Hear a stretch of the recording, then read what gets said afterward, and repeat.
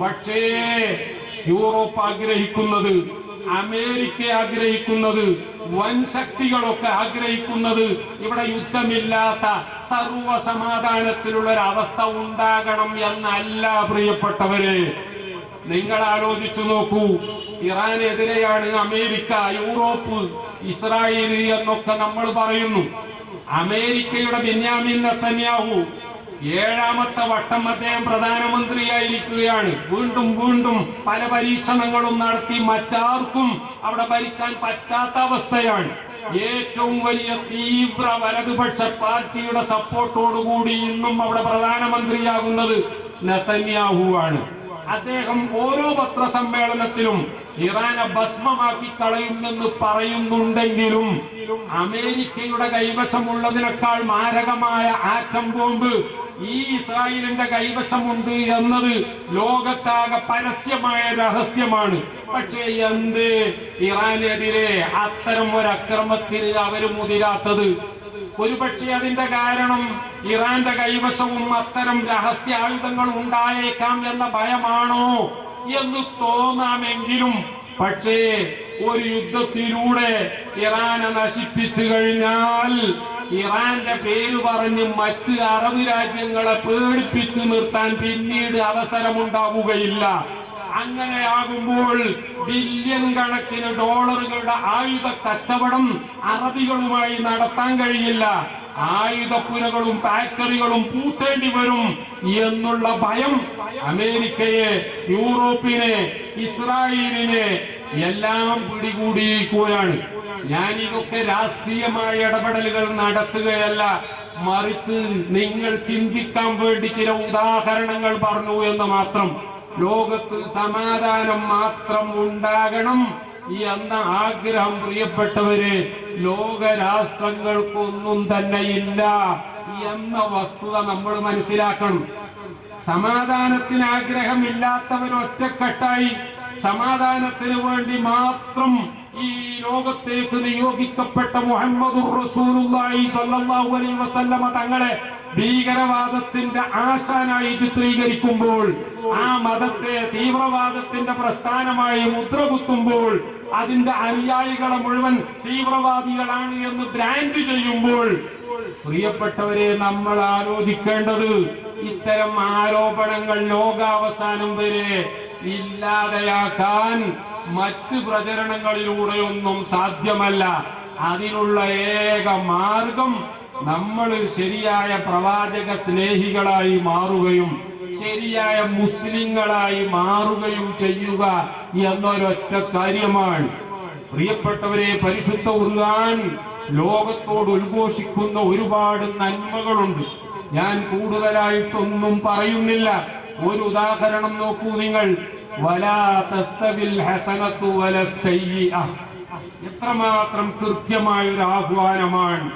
നന്മയും തിന്മയും അത് രണ്ടും ഒരിക്കലും ഈക്വൽ അല്ല, അതൊരിക്കലും ബലാബലമല്ല, അവ രണ്ടും സമമാവുകയേ ഇല്ല. ഇത് ലോകത്തോട് പറഞ്ഞ് അടുത്ത വരിയിൽ പരിശുദ്ധ ഖുർആൻ വീണ്ടും ഉത്ബോധിപ്പിക്കുകയാണ്. ഇത് പഴബില്ലതീ ഹിയ അഹ്സൻ. നീ എപ്പോഴും തിന്മയെ നേരിടേണ്ടത് നന്മ കൊണ്ട് മാത്രമാണ്. തിന്മയെ നേരിടാൻ തിന്മ തന്നെ നമുക്ക് സ്വീകരിക്കാം എന്ന് ചിന്തിക്കുന്നവർക്ക് ഒരിക്കലും വിജയിക്കാൻ കഴിയുകയില്ല എന്ന് വളരെ കൃത്യമായി പരിശുദ്ധ ഖുർആൻ നമ്മോട് ഉണർത്തുകയാണ് പ്രിയപ്പെട്ടവരെ. അത് പറഞ്ഞതിന് ശേഷം വീണ്ടും ഖുർആൻ ഒന്നുകൂടി പറയുകയാണ്. വലാ യുലഖാഹാ ഇല്ലല്ലദീന സ്വബറൂ വമാ യുലഖാഹാ ഇല്ലാ ദൂ ഹദ്ദിൻ അദീം. പക്ഷേ നന്മയെ തിന്മ കൊണ്ട് നേരിടാൻ, പ്രകോപനങ്ങളെ സംയമനം കൊണ്ട് നേരിടാൻ, ഈ സംയമനം എന്ന് പറയുന്നത് ആർക്കേ ഉണ്ടാവുകയുള്ളൂ. ഇതെല്ലാവർക്കും ഒരിക്കലും സാധ്യമല്ല. ലോകത്ത് ഇന്നും നമ്മൾ കാണുന്നത് പ്രകോപനത്തെ പ്രകോപനം കൊണ്ട്, ഞാൻ ഒന്നുകൂടി മാറ്റി പറയാം, പ്രകോപനത്തെ ലാർജർ പ്രൊവോക്കേഷൻ കൊണ്ട്, പ്രൊവോക്കേഷനെ ലാർജർ പ്രൊവോക്കേഷൻ കൊണ്ട് നേരിടുക എന്ന പോളിസിയല്ലേ ഇന്നത്തെ ആധുനിക ഇന്ത്യയുടെ ഇന്നത്തെ തീരുമാനം, കാനഡയുടെ ഇന്നത്തെ തീരുമാനം അതെടുത്ത് പരിശോധിച്ചാൽ നമുക്ക് കാണാൻ കഴിയുന്നത്, നിജാർ എന്ന് പറയുന്ന സിഖ് വംശജൻ കാനഡയിൽ കൊല്ലപ്പെട്ടു എന്നതിൽ തർക്കമില്ല. പക്ഷേ നിജാറിനെ കൊന്നതാരാണ്? ഇന്ത്യയുടെ ഏജന്റുമാരാണ് എന്ന് Canadian prime minister Trudeau Canadian പാർലമെന്റിൽ അവിടത്തെ ജനപ്രതിനിധി സഭയിൽ വളരെ കൃത്യമായി വ്യക്തമായ ഭാഷയിൽ ആരോപിക്കുകയുണ്ടായി. എന്താണ് തെളിവ്? ആവശ്യമായ മുഴുവൻ തെളിവും ഉണ്ട് എന്ന് അദ്ദേഹം പറഞ്ഞുവെങ്കിലും പാർലമെന്റിന്റെ മേശപ്പുറത്ത് പോലും ആ തെളിവുകൾ അദ്ദേഹം സമർപ്പിച്ചിട്ടില്ല എന്നാണ് ഈ നിമിഷം വരെ അന്താരാഷ്ട്ര വാർത്ത നിരീക്ഷിച്ച എനിക്ക് മനസ്സിലാക്കാൻ പറ്റിയത്. ഇന്ത്യയും പറയുകയുണ്ടായി, ഇതിന് വേണ്ട തെളിവുകളുടെ ഒരു തരി പോലും ഞങ്ങൾക്ക് കാനഡ നൽകിയിട്ടില്ല. പാർലമെന്റിന്റെ മുന്നിൽ അത്തരമൊരു പ്രസ്താവന നടത്താൻ ജസ്റ്റിൻ ട്രൂഡോയെ പ്രേരിപ്പിച്ചത് എന്താണ്? അദ്ദേഹത്തിന്റെ ഗവൺമെന്റിനെ താങ്ങി നിർത്താൻ ഈ സിഖ് തീവ്രവാദികളുടെ സപ്പോർട്ട് കിട്ടുന്ന ഒരു പാർട്ടി അവിടെയുണ്ട്, അവിടെ 2 MP-മാരുടെ സപ്പോർട്ടുണ്ട് എന്നത് മാത്രമാണോ? അതല്ല, G20 ന്യൂഡൽഹിയിൽ വന്നപ്പോൾ മറ്റ് രാഷ്ട്ര നേതാക്കൾക്ക് ലഭിച്ച അത്ര തന്നെ ഊഷ്മളമായ സ്വീകരണം നമ്മുടെ പ്രധാനമന്ത്രി നരേന്ദ്രമോദിജിയിൽ നിന്ന് ലഭിക്കാത്തത് കൊണ്ടാണോ? അദ്ദേഹം വന്ന വിമാനം കേടുവന്ന് മറ്റുള്ളവരൊക്കെ സമ്മേളനം കഴിഞ്ഞ് നേരെ വിമാനത്താവളത്തിലേക്ക് പോയി എങ്കിൽ 2 ദിവസം ഇന്ത്യയിൽ പിന്നെയും തങ്ങേണ്ടി വന്നതിലുള്ള ടെൻഷൻ കാരണമാണോ? ഇതൊക്കെ ഇനി ഗവേഷകന്മാർ പിന്നീട് വിലയിരുത്തി പറയേണ്ടതാണ്. പക്ഷേ ഞാൻ സൂചിപ്പിക്കുന്നതൊന്നുമല്ല. നിജാറിന്റെ കൊലപാതകത്തിന്റെ പിന്നിൽ ഇന്ത്യൻ ഗവൺമെന്റ് ആണ് എന്ന് ആരോപിച്ചുകൊണ്ട് വളരെ കടുത്ത നടപടിയിലേക്ക് കനേഡിയൻ ഗവൺമെന്റ് തിരിയുകയാണ്. എന്ന് പറഞ്ഞാൽ നമ്മുടെ ഡിപ്ലോമാറ്റിക് മിഷനിലെ ഒരംഗത്തെ ഇതിന്റെ പിന്നിൽ പ്രവർത്തിച്ചു എന്ന് പറഞ്ഞുകൊണ്ട് പുറത്താക്കുകയാണ്. നമ്മുടെ പ്രധാനമന്ത്രിയെ പറ്റി എന്തൊക്കെ അഭിപ്രായ വ്യത്യാസമുണ്ടെങ്കിലും നമുക്ക് ചില കാര്യങ്ങൾ സമ്മതിക്കാതിരിക്കാൻ നിർവാഹമില്ല. G20 വലിയ വിജയമായിരുന്നു എന്നതിൽ തർക്കമില്ല. കാരണം ഞാൻ ഇപ്പോഴും ആലോചിക്കുകയാണ്, റഷ്യയുടെയും ചൈനയുടെയും പ്രസിഡന്റുമാർ നമ്മുടെ G20 ഇന്ത്യയിൽ വന്നില്ല എന്നത് ശരിയായിരിക്കാം. പക്ഷേ ആഫ്രിക്കൻ യൂണിയനെ G20 ഒരു മെമ്പറായി തെരഞ്ഞെടുക്കാനുള്ള തീരുമാനത്തിന് യാതൊരു എതിർപ്പുമില്ലാതെ ഐക്യകണ്ഠേന പാസാക്കാൻ ഈ സമ്മേളനത്തിന് കഴിഞ്ഞു. യുക്രൈൻ വിഷയത്തിൽ യുക്രൈനും യൂറോപ്യൻ യൂണിയനും അമേരിക്കക്കും മാത്രം തങ്ങൾ അനുകൂലമാണ് എന്ന ഒരു രീതി അവിടെ പരത്താതെ, റഷ്യക്കെതിരാണ് എന്ന് തോന്നിക്കാതെ ഇന്ത്യ രാജ്യത്തിന്റെ താല്പര്യം റഷ്യയുടെയും അമേരിക്കയുടെയും യൂറോപ്പിന്റെയും ഒക്കെ കൂടെ നിൽക്കലാണ് എന്ന് മനസ്സിലാക്കിയ പ്രധാനമന്ത്രി അവരെ ആരെയും ഒപ്പിച്ചില്ല എന്നതൊരു വസ്തുതയാണ്. ഞാനിപ്പോൾ ഓർക്കുന്നത് ലിബിയയിലുണ്ടായ ആ വലിയ പ്രളയത്തെ പറ്റിയാണ്. 20,000 ആളുകളാണ് കഴിഞ്ഞ ആഴ്ച ആഞ്ഞു വീശിയ കാറ്റിലും തൽഫലമായി തകർന്ന 2 ഡാമുകളിൽ നിന്നൊലിച്ച വെള്ളപ്പാച്ചിലും അവിടെ കൊല്ലപ്പെട്ടത് എന്നാണ്. ഇന്നും കടലുകളിൽ നിന്ന് തകർന്ന കെട്ടിടങ്ങളിൽ നിന്ന് മൃതശരീരങ്ങൾ എടുത്തു മാറ്റി തീർന്നിട്ടില്ല എന്നതാണ് ലിബിയയിൽ നിന്ന് വരുന്ന വാർത്ത. ആ ലിബിയയിലെ കേന്ദ്രമായ തലസ്ഥാനമായ ട്രിപ്പോളിയിൽ ഭരണം നടത്തുന്നത് ദബീബ എന്ന അന്താരാഷ്ട്ര സമൂഹത്തിന്റെ സപ്പോർട്ടുള്ള ഭരണകൂടമാണ് എങ്കിൽ കിഴക്കൻ ലിബിയയായ ബെൻഗാസി കേന്ദ്രമായി ഭരണം നടത്തുന്നത് അറബ് രാജ്യങ്ങളിൽ ചിലരുടെ സപ്പോർട്ടുള്ള ഖലീഫ ഹഫ്തറുമാണ് എന്നത് രാഷ്ട്രീയ കാഴ്ചപ്പാടാണ്. നിങ്ങൾക്ക് അതിലൊക്കെ എത്ര താല്പര്യമുണ്ടാകും എന്ന് എനിക്കറിയില്ല. ഞാനിവിടെ ഊന്നി പറയുന്നത് തുർക്കിയിലെ റജബ് തയ്യിബ് എർദോഗാൻ ഗവൺമെന്റ് എന്ന തലത്തിൽ അദ്ദേഹം സപ്പോർട്ട് ചെയ്യുന്നത് ട്രിപ്പോളിയിലെ ഭരണകൂടത്തെയാണ് എങ്കിൽ ഈ പ്രളയം വന്നപ്പോൾ അദ്ദേഹം ഒരുപാട് വിമാനങ്ങളിൽ ദുരിതാശ്വാസ സാധനങ്ങളുമായി ലിബിയയുടെ കിഴക്കൻ നഗരമായ ഖലീഫ ഹഫ്തറിന്റെ ആ അധികാരത്തിൽ കഴിയുന്ന ബെൻഗാസി എയർപോർട്ടിൽ തന്നെ കൊണ്ടുചെന്നിറക്കി ആ ദുരിതാശ്വാസങ്ങൾ ഏറ്റവും കൂടുതൽ പ്രളയം ബാധിച്ച ദർന എന്ന നഗരത്തിലേക്ക് എത്തിക്കാൻ തയ്യാറായ വാർത്ത അന്താരാഷ്ട്ര ചാനലുകളായ BBC-യും CNN-ഉം അതേപോലെ തന്നെ ഫോക്സ് ന്യൂസും ഫ്രാൻസ് 24-ഉം ഒക്കെ കൈകാര്യം ചെയ്ത വിധം ഇതാണ് ഏറ്റവും വലിയ ഡിപ്ലോമസി എന്ന് രേഖപ്പെടുത്തുകയാണ്. എന്ന് പറഞ്ഞാൽ കേന്ദ്രത്തിലെ ഗവൺമെന്റിന്റെ സപ്പോർട്ടറായി നിലനിൽക്കുമ്പോൾ തന്നെ കിഴക്ക് ബംഗാസിയിലെ ഗവൺമെന്റിനെ ഒരിക്കലും വെറുപ്പിക്കാതെ അവിടെയും ഇടപെട്ടു സഹായം ചെയ്തു. ഇതാണ് റജബ് തയ്യിബ് എർദോഗാൻ ചെയ്തത് എങ്കിൽ അതേ നയമാണ് ഇന്ത്യ രാജ്യത്ത് മോഡി G20 സംഘടിപ്പിച്ചപ്പോൾ ചെയ്തത് എന്ന് ചില ചാനലുകൾ റിപ്പോർട്ട് ചെയ്തത് ഇപ്പോൾ എനിക്ക് ഓർമ്മ വരികയാണ്. ഞാൻ പറഞ്ഞത് അത്തരം ചില ഡിപ്ലോമസികൾ നമ്മുടെ രാജ്യത്തിന്റെ താല്പര്യം എന്താണ് എന്ന് നോക്കി ചെയ്യേണ്ടി വരും. അതിലാർക്കും തർക്കമില്ല.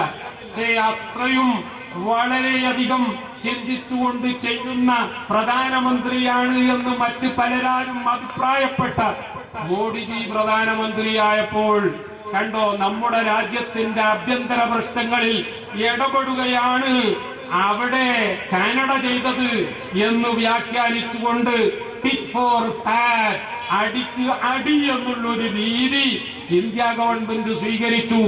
ന്യൂഡൽഹിയിലെ കനേഡിയൻ മിഷനിൽ അതേ സ്ഥാനം വഹിക്കുന്ന ഉദ്യോഗസ്ഥനെ പുറത്താക്കാൻ, അതേപോലെ തന്നെ ലോകത്ത് എവിടെയുമുള്ള ഇന്ത്യൻ മിഷനുകളിൽ നിന്ന് ഒരിക്കലും കനേഡിയൻ പൗരന്മാർക്ക് വിസ നൽകില്ല എന്ന് തീരുമാനിക്കാൻ നമ്മുടെ രാജ്യം തീരുമാനമെടുത്തത് ഇന്നത്തെ പത്രങ്ങളിൽ നിങ്ങളൊക്കെ വായിച്ചിട്ടുണ്ടാവും. ഈ ഉദാഹരണം ഞാൻ എന്തിനാ കൊണ്ടുവന്നത്? നിങ്ങൾ ഒരുപക്ഷെ സംശയിക്കും, ഈ ഉസ്താദ് എന്തൊക്കെയാണ് ഈ പറയുന്നത്? ഞാൻ പറയുന്നത് മറ്റൊന്നുമല്ല. എന്താണെന്നറിയാമോ? ലോകത്ത് സഹിഷ്ണുത, അന്താരാഷ്ട്ര കാര്യങ്ങൾ പരിശോധിച്ചാലും ദേശീയ കാര്യങ്ങൾ പരിശോധിച്ചാലും പ്രാദേശിക കാര്യങ്ങൾ പരിശോധിച്ചാലും ഒക്കെ ജനങ്ങളുടെ ചിന്ത തന്നെ മാറിയിരിക്കുകയാണ്. ഇങ്ങോട്ടടിച്ചാൽ അതിന് കൂടുതലായി വോള്യം കൂട്ടിക്കൊണ്ട് സ്ട്രോങ് വർദ്ധിപ്പിച്ചുകൊണ്ട് തിരിച്ചടിക്കുക എന്നുള്ള ഒരു നയത്തിലേക്ക് ലോകം മുഴുവൻ മാറിയിരിക്കുകയാണ്. ഈ ഒരു കാഴ്ചപ്പാട് ലോകത്ത് നിലനിൽക്കുകയാണെങ്കിൽ എന്റെ ചോദ്യം, സമാധാനം എങ്ങനെ നമുക്ക് സാക്ഷാത്കരിക്കാൻ പറ്റും? സൗദി അറേബ്യയിലെ മുഹമ്മദ് ബിൻ സൽമാൻ MBS അവിടുത്തെ ക്രൗൺ പ്രിൻസ് ആണ്. മെനിയാന്ന് അദ്ദേഹത്തെ ഇന്റർവ്യൂ ചെയ്തു. മാർക്ക് എന്ന് പറയുന്ന ലോകോത്തര പത്രപ്രവർത്തകൻ, അദ്ദേഹം ഫ്രാൻസ് 24 ചാനലിലെ ഇന്റർവ്യൂ സംഘടിപ്പിക്കുന്ന ആളാണ്. മാർക്ക് MBS-നോട് ഒരു ചോദ്യം ചോദിക്കുന്നുണ്ട്. ഇറാൻ ആണവായുധം നേടുന്നത് എന്തിനാണ് നിങ്ങൾ ഭയപ്പെടുന്നത്? MBS വളരെ കൃത്യമായി മറുപടി പറയുന്നു, ഇറാൻ എന്നല്ല, ലോകത്ത് ഒരു രാജ്യവും ആണവായുധ ശക്തിയാകുന്നത് ഞങ്ങൾ ഇഷ്ടപ്പെടുന്നില്ല. കാരണം ആണവായുധം ഉണ്ടായിട്ട് എന്താണ് കാര്യം? അത് ഉപയോഗിക്കാൻ പാടില്ല എന്നല്ലേ നമ്മുടെയൊക്കെ തീരുമാനം.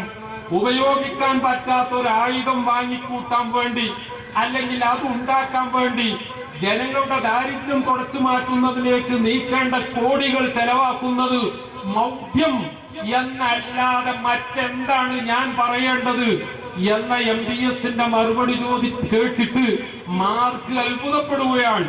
പക്ഷേ അദ്ദേഹം രണ്ടാമതൊരു ചോദ്യം കൂടി MBS-നോട് ചോദിക്കുകയാണ്. അഥവാ ഈ ഉപരോധങ്ങളും എതിർപ്പുകളും ഒക്കെ ഉള്ളപ്പോഴും ഇറാൻ ആണവായുധം കൈക്കലാക്കി എന്ന വസ്തുത യാഥാർത്ഥ്യമായി കഴിഞ്ഞാൽ നിങ്ങൾ എന്തു ചെയ്യും? ഞാൻ നേരത്തെ ഇന്ത്യയുടെയും കാനഡയുടെയും ഉദാഹരണം പറഞ്ഞതിൽ തുല്യമായ മറ്റൊരു ഉദാഹരണമാണ് അന്താരാഷ്ട്ര തലത്തിൽ നിന്ന് കൊണ്ടുവരുന്നത്. ആ മറുപടിയിൽ MBS പറയുന്നത് നോക്കൂ, എല്ലാ ഉപരോധങ്ങളും എതിർപ്പുകളും ഒക്കെ ഉണ്ടായിട്ടും ഇറാൻ ആണവായുധം കൈക്കലാക്കി എന്ന വസ്തുതയായി സ്ഥിരീകരിക്കപ്പെടുന്ന പക്ഷം ഒരു നിലക്ക് അല്ലെങ്കിൽ മറ്റൊരു നിലക്ക് ഞങ്ങളും ആണവായുധം കൈക്കലാക്കാൻ വേണ്ടത് ചെയ്യും. പ്രിയപ്പെട്ടവരെ നോക്കൂ, നിങ്ങൾ ലോകം മുഴുവൻ ചിന്തിക്കുന്നത് സമാധാനമല്ല, ഇങ്ങോട്ടടിച്ചാൽ ഡബിൾ സ്ട്രോങ്ങിന് തിരിച്ചടിക്കാൻ എന്തൊരു വഴിയുണ്ട്. അതുകൊണ്ടല്ലേ ഈ അടുത്ത് ആഫ്രിക്കയിലെ നൈജർ എന്ന് പറയുന്ന നാട്ടിൽ പ്രിയപ്പെട്ടവരെ പട്ടാള അട്ടിമറി നടന്നു. അവിടെ ഇക്കോവാസ് എന്ന് പറയുന്ന പശ്ചിമേഷ്യൻ രാജ്യങ്ങളുടെ കൂട്ടായ്മ അവര് ഇടപെടാൻ തീരുമാനിച്ചു. ഞങ്ങൾ സൈന്യത്തെ നിയോഗിക്കും എന്ന് പറഞ്ഞു. നൈജറിന് സപ്പോർട്ടായി ബുർക്കിന ഫാസോ രംഗത്ത് വന്നു. പിറ്റേന്ന് മാലി എന്ന് പറയുന്ന രാജ്യം മുന്നോട്ട് വന്നു. ആ രണ്ട് രാജ്യങ്ങളിലും നേരത്തെ ഫ്രാൻസിന്റെ സൈനിക സാന്നിധ്യത്തെ എതിർത്തുകൊണ്ട് പട്ടാള അട്ടിമറി നടന്ന രാജ്യങ്ങളാണ്. ആ രണ്ട് രാജ്യങ്ങളും മുന്നോട്ട് വന്നുകൊണ്ട് പറഞ്ഞു, നൈജറിനെ തൊട്ടാൽ അക്കളി തീക്കളിയായിരിക്കും, സൂക്ഷിച്ചോ, ഞങ്ങളുടെ പട്ടാളത്തെ ഞങ്ങൾ നൈജറിൽ വിന്യസിക്കാൻ പോവുകയാണ്. നോക്കണം, ഐക്യരാഷ്ട്ര സഭയ്ക്ക് ഒന്നും ചെയ്യാൻ പറ്റിയില്ല, യൂറോപ്യൻ യൂണിയന് അനങ്ങാൻ പറ്റിയില്ല. മാത്രമല്ല അവിടെയൊക്കെ സൈനിക സാന്നിധ്യമുള്ള ഫ്രാൻസ് ബുർക്കിന ഫാസോയിൽ നിന്നും മാലിയിൽ നിന്നും സൈന്യങ്ങളെ പിൻവലിക്കാൻ നിർബന്ധിതരായപ്പോൾ ഞങ്ങൾ നൈജറിൽ നിന്ന് പിൻവലിക്കൂല എന്ന് പറഞ്ഞപ്പോൾ അവരുടെ 1500 പട്ടാളക്കാരെ അവിടെ തന്നെ നിലനിർത്തുകയാണെങ്കിൽ അവരുടെ അംബാസിഡറെ വീട്ടുതടങ്കലിലാക്കി നൈജർ വെല്ലുവിളിച്ചിരിക്കുകയാണ്. ഫ്രാൻസിനൊന്നും ചെയ്യാൻ പറ്റിയില്ല, ആഫ്രിക്കൻ യൂണിയൻ ഒന്നും ചെയ്യാൻ പറ്റിയില്ല. പറഞ്ഞത് ലോകം അസഹിഷ്ണുതയുടെ നേരെ വളരെ ശക്തമായി മുന്നേറുകയാണ്. ഇവിടെയാണ് ബഹുമാനപ്പെട്ട മുഹമ്മദുർ റസൂലുള്ളാഹി 1400 വർഷങ്ങൾക്ക് മുമ്പ് പ്രിയപ്പെട്ടവരെ ലോകത്തോട് പറഞ്ഞതാണ്. ഞാൻ നേരത്തെ നിങ്ങളെ കേൾപ്പിച്ചത്, വലാ തസ്തവിൽ ഹസനത്തു വലസ്സയ്യിഅ, ഒരിക്കലും നന്മയും തിന്മയും ഒരിക്കലും നെവർ ഈക്വൽ, അവ ഒരിക്കലും സമമല്ല. ഇത് അഹ്സൻ, നീ എപ്പോഴും തിന്മയെ നേരിടേണ്ടത് നന്മ കൊണ്ടാണ്. തിന്മയെ നേരിടാൻ നന്മയാണ് നീ ഉപയോഗപ്പെടുത്തുന്നതെങ്കിൽ അതിന്റെ അനന്തര ഫലം എന്തായിരിക്കുമെന്നറിയാമോ? ഫഇദല്ലദീ ബൈനക വബൈനഹു അദാവ കഅന്നഹു വലിയ്യുൻ ഹമീം, നിന്റെ ആജന്മ ശത്രു നിന്റെ ഉറ്റമിത്രമായി മാറുന്നത് കാണാൻ അധിക സമയം വേണ്ടി വരില്ല. പ്രിയപ്പെട്ടവരെ, റസൂലുള്ളാഹി സ്വല്ലല്ലാഹു അലൈഹി വസല്ലമ തങ്ങളെ കൊല്ലാൻ വേണ്ടി വിഷത്തിലൂട്ടിയ വാളുമായി പോകുന്ന ഒരു ചെറുപ്പക്കാരനെ നോക്കൂ. ആ ചെറുപ്പക്കാരന്റെ പേര് ഉമർ എന്നാണ്. അദ്ദേഹത്തിന്റെ കയ്യിലുള്ളത് മൂർച്ചയേറിയ കടുകമാണ്, വാളാണ്. പോകുന്നത് എങ്ങോട്ടാണെന്നറിയാമോ?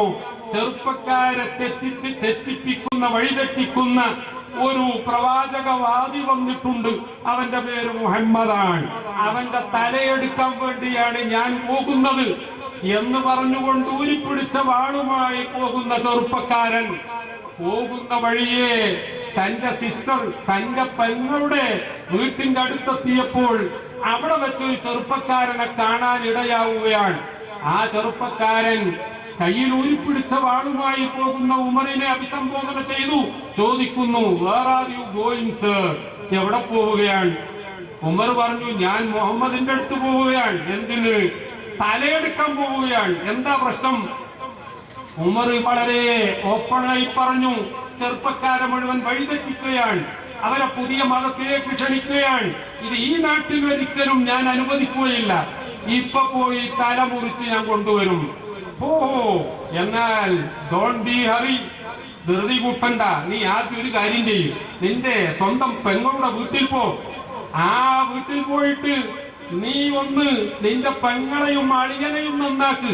കാരണം അവര് രണ്ടുപേരും നീ ഇപ്പോൾ ഈ പറഞ്ഞ ചെറുപ്പക്കാരെ വഴിതെറ്റിക്കുന്നു എന്ന് പറഞ്ഞ മുഹമ്മദില്ലേ, ആ മുഹമ്മദിന്റെ അനുയായികളായി മാറിയിട്ടുണ്ട്. നീ നേരെ അവിടെ ചെല്ല്, എന്നിട്ട് പോകാം മുഹമ്മദിന്റെ തലയെടുക്കാൻ. ഇത് കേട്ട ഉമർ അല്പം പോലും ശങ്കിച്ചു നൽകാതെ സ്വന്തം പെങ്ങളുടെ വീട്ടിലേക്ക് പോവുകയാണ്. വാതില് പുറത്ത് അദ്ദേഹം എത്തിയപ്പോൾ അകത്ത് നിന്നൊരു പ്രത്യേക ശബ്ദം കേൾക്കുന്നു. ആ ശബ്ദം കേട്ടപ്പോൾ ഉമറിന് മനസ്സിലായി, തന്റെ പെങ്ങളും അളിയനും പുതിയ പാർട്ടിയിൽ ചേർന്നിരിക്കുകയാണ്. അതിന്റെ ചില പാഠങ്ങൾ അഭ്യസിക്കുകയാണവർ. കതകിൽ മുട്ടി, തുറക്കുന്നില്ല. വീണ്ടും മുട്ടി.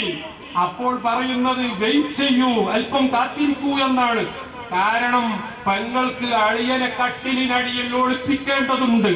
ആ പെങ്ങൾക്ക് അളിയനെ കട്ടിലിനടിയിൽ ഒളിപ്പിക്കാൻ സാവകാശം ആവശ്യമുണ്ട്. അതുകൊണ്ടാ കതക് തുറക്കാത്തത്. അളിയനെ കട്ടിലിനടിയിൽ ഒളിപ്പിച്ചതിന് ശേഷം പെങ്ങൾ വാതിൽ തുറക്കുകയാണ്. വാതിൽ തുറന്നപ്പോൾ ഉമർ ചോദിക്കുന്നു, ഞാനിപ്പോ ഈ വീട്ടിനുള്ളിൽ നിന്നൊരു പ്രത്യേക ശബ്ദം കേട്ടല്ലോ, എന്താണത്? അത് നിന്നെ കേൾപ്പിക്കാൻ പറ്റില്ല എന്ന് ധൈര്യപൂർവ്വം ആ സ്ത്രീ മനസ്സ് തുറന്നു പറയുകയാണ്.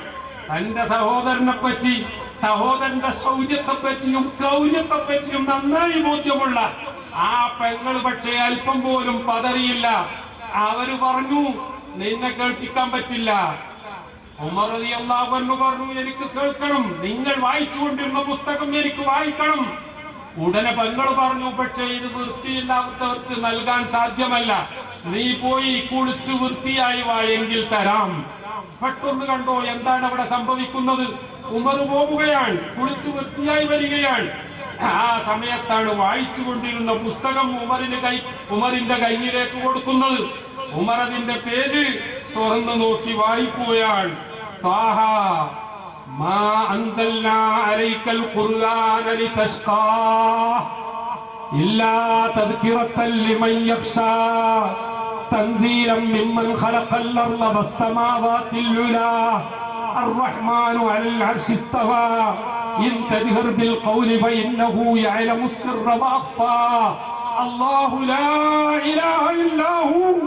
അത്രയും ബോധം സമയം കിട്ടിയുള്ളൂ. അപ്പോഴേക്കും ഉമറിന്റെ ഹൃദയം മാറുകയാണ്. നബിയെ, അള്ളാഹുവിന്റെ റസൂലിനെ വിളിച്ചുകൊണ്ട് ആ റസൂലിന്റെയും നമ്മുടെയൊക്കെ സൃഷ്ടാവായ അള്ളാഹു സംവദിക്കുകയാണ്. നോക്കണം, സൃഷ്ടിയെ വിളിച്ചുകൊണ്ട് സൃഷ്ടാവ് എത്ര സ്നേഹസമൃദ്ധമായ ഭാഷയിലാ സംസാരിക്കുന്നത്. വല്ലാത്തൊരു വിളി. വിളിച്ചുകൊണ്ട് പറയുന്ന കാര്യം എന്താ? മാ അൻസൽനാ അലൈക്കൽ ഖുർആന ലിതശ്ഖാ. ഈ ദിവ്യഗ്രന്ഥം നൽകുന്നത് നിങ്ങൾ പ്രയാസപ്പെടാൻ വേണ്ടിയല്ല. നോക്കണം, നമ്മളൊക്കെ ആലോചിക്കേണ്ടതാ. നമ്മൾ ഈ വേദഗ്രന്ഥത്തിന്റെ ആളുകളായത് നമ്മൾ കഷ്ടപ്പെടാൻ വേണ്ടിയോ, നമ്മൾ മറ്റുള്ളവരുടെ ദൃഷ്ടിയിൽ ഒന്നിനും കൊള്ളാത്തവരായി മാറാൻ വേണ്ടിയോ ഒന്നുമല്ല പ്രിയപ്പെട്ടവരെ. അല്ലെങ്കിൽ പണ്ട് കുമാരനാശാൻ പറഞ്ഞതുപോലെ നമ്മളെല്ലാവരും കേട്ടതല്ലേ, തൊട്ടുകൂടാത്തവർ, തീണ്ടിക്കൂടാത്തവർ, ദൃഷ്ടിയിൽപ്പെട്ടാലും ദോഷമുള്ളവർ, കെട്ടില്ലാത്തോ തമ്മിലുണ്ണാത്തോർ എന്നിങ്ങനെ ഒട്ടല്ലഹോ ജാതി കോമരങ്ങൾ. പ്രിയപ്പെട്ടവരെ, ഇത് കുമാരനാശൻ എഴുതിയത് എന്തിനാണ് എന്നതിനെ സംബന്ധിച്ച് തർക്കമുണ്ടെങ്കിലും അന്നത്തെ ജാതി വ്യവസ്ഥ അതായിരുന്നു എന്ന് കുമാരനാശൻ പറഞ്ഞു എങ്കിൽ നമ്മുടെ മന്ത്രി മിനിയാന്ന് പറഞ്ഞത് അതേ ജാതി വ്യവസ്ഥ ഇന്ന് എന്റെ കേരളത്തിലുമുണ്ട് എന്ന് അദ്ദേഹം പറയുകയുണ്ടായി. മാത്രമല്ല, ഉദയനിധി സ്റ്റാലിൻ തമിഴ്നാട്ടിൽ അത്തരം ജാതി വ്യവസ്ഥയെ വളരെ ശക്തമായി ആക്ഷേപിച്ച് മുന്നോട്ട് വന്നത് ഞാൻ അതിലേക്കൊന്നും കടക്കുന്നില്ല പ്രിയപ്പെട്ടവരെ. സനാതന ധർമ്മം എന്താണെന്നോ സനാതന മൂല്യങ്ങൾ എന്താണെന്നോ അതിലേക്കൊന്നും ഞാൻ കടക്കുന്നില്ല. ഞാൻ പറഞ്ഞു വന്നത് പ്രിയപ്പെട്ടവരെ, പരിശുദ്ധ ഖുർആൻ പറയുകയാണ്, നിങ്ങൾ അൺടച്ചബിൾ ആകാനോ മറ്റുള്ളവരുടെ മുന്നിൽ നിങ്ങൾ ഒന്നിനും കൊള്ളാത്തവരാകാനോ അല്ല. മാ അൻസൽനാ അലൈക്കൽ ഖുർആന ലിതശ്ഖാ. നിങ്ങൾ കഷ്ടപ്പെടാൻ വേണ്ടിയോ പ്രയാസപ്പെടാൻ വേണ്ടിയോ അല്ല ഈ ദിവ്യഗ്രന്ഥം നിങ്ങൾക്ക് നൽകിയിട്ടുള്ളത്. ഇതനുസരിച്ച് നിങ്ങൾ ജീവിച്ചാൽ പ്രപഞ്ചത്തിന്റെ മുഴുവൻ സൃഷ്ടാവിന്റെ ഇംഗിതത്തിന് വഴങ്ങിയവരായി നിങ്ങൾ മാറും. അങ്ങനെ സൃഷ്ടാവിനനുസരിക്കുന്ന സൃഷ്ടികളായി നിങ്ങൾ മാറിയാൽ സൃഷ്ടാവ് തയ്യാറാക്കിയ സ്വർഗത്തിലേക്ക് നിങ്ങൾക്ക് കടന്നു ചെല്ലാം എന്നതാണ് പരിശുദ്ധ ഖുർആൻ പ്രഖ്യാപിച്ചത്. എങ്കിൽ അത് വാങ്ങി വായിച്ച ഉമർ ഇബ്നുൽ ഖത്താബ് റളിയല്ലാഹു അൻഹു പ്രിയപ്പെട്ടവരെ, ആ വാളുമായി അതാ റസൂലുള്ളാഹി സ്വല്ലല്ലാഹു അലൈഹി വസല്ലമ തങ്ങളുടെ ഹദ്റത്തിലേക്ക് പോവുകയാണ്. ബഹുമാനപ്പെട്ട ഇബ്നു അബ്ബാസ് റളിയല്ലാഹു അൻഹുമ റസൂലുള്ളാഹി സ്വല്ലല്ലാഹു അലൈഹി വസല്ലമ തങ്ങളുടെ വീട്ടിൽ കാവൽക്കാരനായുണ്ട്. അദ്ദേഹം ദൂരത്തേക്ക് ഇടക്കിടക്ക് നോക്കുന്നുണ്ട്. കാരണം ശത്രുക്കളുടെ ഭീഷണി ഒഴിയാത്തൊരു സമയമാണ്. അതുകൊണ്ട് തന്നെ ആരാ വരുന്നത് എന്ന് ഇടക്കിടക്ക് ശ്രദ്ധിച്ചുകൊണ്ടേ. ഉമർ റളിയല്ലാഹു അൻഹുവിന്റെ രൂപം തന്റെ കണ്ണിൽപ്പെട്ടപ്പോൾ ഭയവിഹ്വലനായ ഇബ്നു അബ്ബാസ് റളിയല്ലാഹു അൻഹു അല്ലാഹുവിന്റെ റസൂലിനോട് പറയുകയാണ്, തങ്ങളെ സംഗതി അത്ര പഥ്യമല്ല, എനിക്ക് തോന്നുന്ന എന്തോ ഒരു പന്തികേട് തോന്നുന്നു. ഉമർ കയ്യിൽ വാളുമായി വരുന്നുണ്ട്. അല്ലാഹുവിന്റെ റസൂൽ ആരാ പ്രിയപ്പെട്ടവരെ? സാധാരണക്കാരാണെന്നോ മരിച്ചാൽ ദുർഗന്ധം കൊണ്ട് മറ്റുള്ളവർ ബുദ്ധിമുട്ടാതിരിക്കാൻ വേണ്ടിയാണ് കുഴിച്ചിട്ടത് എന്നൊന്നും പറയുന്നവർ യഥാർത്ഥ മുസ്ലിം അല്ല എന്ന് പറയുക തന്നെ വേണം. ഞാൻ വിശദീകരണത്തിലേക്ക് കടക്കുന്നില്ല. അള്ളാഹുവിന്റെ റസൂൽ ആരാ? അള്ളാഹുവിന്റെ റസൂലും സിദ്ദീഖുൽ അക്ബർ റളിയല്ലാഹു അൻഹു മാത്രം ഒരു ഗുഹയിൽ അകപ്പെട്ട സംഭവം നിങ്ങൾക്ക് ഓർമ്മയില്ലേ? ശത്രുക്കളതാ തെരഞ്ഞു വരുന്നു. അവര് രണ്ടുപേരും കഴിഞ്ഞുകൂടുന്ന ആ ഗുഹയുടെ തൊട്ടുമേലെ അവരെത്തിയിരിക്കുകയാണ്. സിദ്ദീഖ് റളിയല്ലാഹു അൻഹു മേൽപോട്ട് നോക്കിയപ്പോൾ ആ ഗുഹക്കുള്ള ദ്വാരത്തിലൂടെ കാണുകയാണ് ശത്രുക്കളുടെ കാൽപാദങ്ങൾ. അവരെങ്ങാനും ഒന്ന് താഴോട്ട് നോക്കിയാൽ തീർച്ചയായിട്ടും ആ ഗുഹയിൽ ഒളിച്ചിരിക്കുന്നവരെ കാണും. അതോടുകൂടി ഈ പ്രസ്ഥാനം മുളയിലെ എന്നുള്ളപ്പെടും എന്ന് ബോധ്യമുള്ള സിദ്ദീഖുൽ അക്ബർ റളിയല്ലാഹു അൻഹു പറഞ്ഞു, തങ്ങളെ അവരെത്തിക്കഴിഞ്ഞു, എന്താ ചെയ്യ, രക്ഷപ്പെടുമോ? അല്ലാഹുവിന്റെ റസൂൽ ഒറ്റ ചോദ്യ ചോദിക്കുന്നത്, മാ ലന്നുക ബിസ്നൈനി വല്ലാഹു സാലിസുഹുമാ. നമ്മൾ രണ്ടുപേരാണെങ്കിലും നമ്മുടെ കൂടെ അല്ലാഹ് എന്ന ഒരു മൂന്നാമത്തെ ശക്തി ഉണ്ടെങ്കിൽ പിന്നെ നീ എന്തിനാ പേടിക്കുന്നത്? എന്തായിരുന്നു അല്ലാഹുവിന്റെ